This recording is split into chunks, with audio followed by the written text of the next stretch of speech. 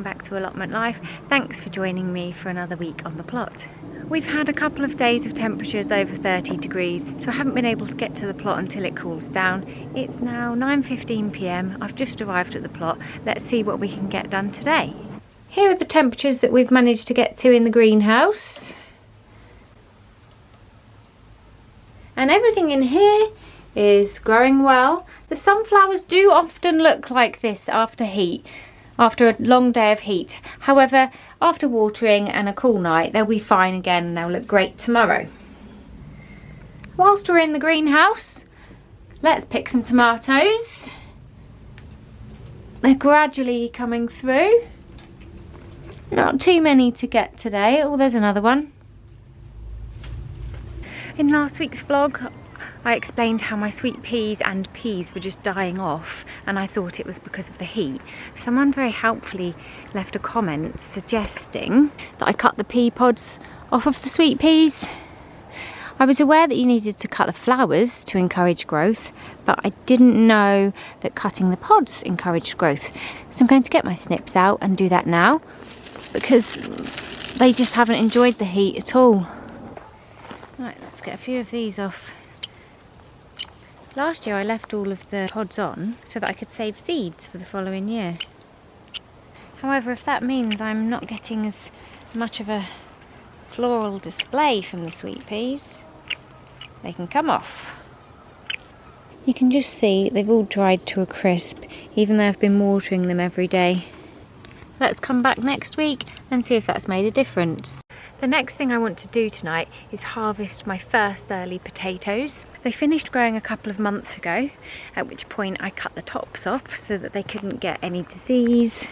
And they've just been sitting here in their little bags since then, until I had time to harvest them. Let's see what we've got. I saw potatoes. Oh wow!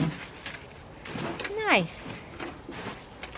Not too many in here, but a good size. Oh, that's the seed potato. Let's get the little trug out. I always like to use my little trug. Let's get another bag. Oh, this looks more promising.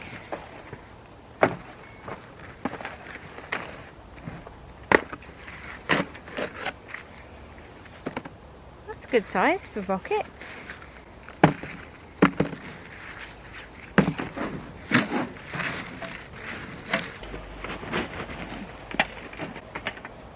Oh, I didn't see much there. Not much in that one at all. Last one. Please be a good one. Yay! I think the first two bags were the best. Not a bad little harvest. Varying size potatoes. I've managed to fill one little trug. For my first earlies. Has anyone else harvested their first earlies yet this year? And what sort of crop did you get? I'm really starting to lose light now, so hopefully you can still see me okay. However, I've got some lovely flowers to show you that have been opening in the last few days. I've got a multi-head sunflower here.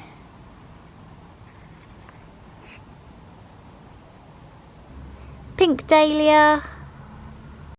Lots of the pale yellow dahlias and dark orange red colour.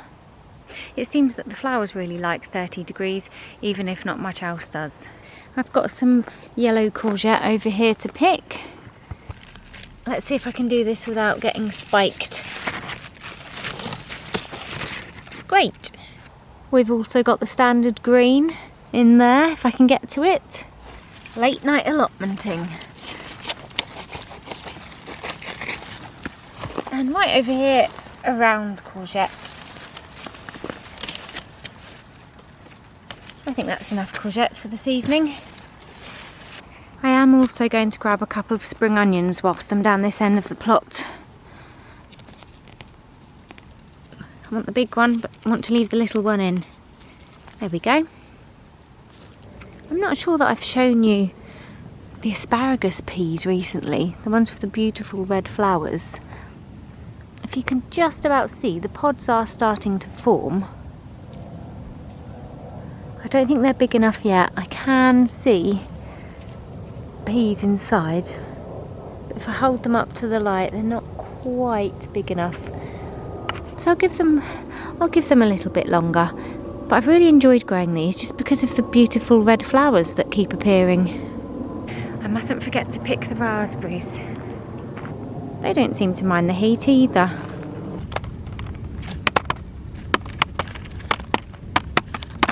There we go, that's a nice little harvest.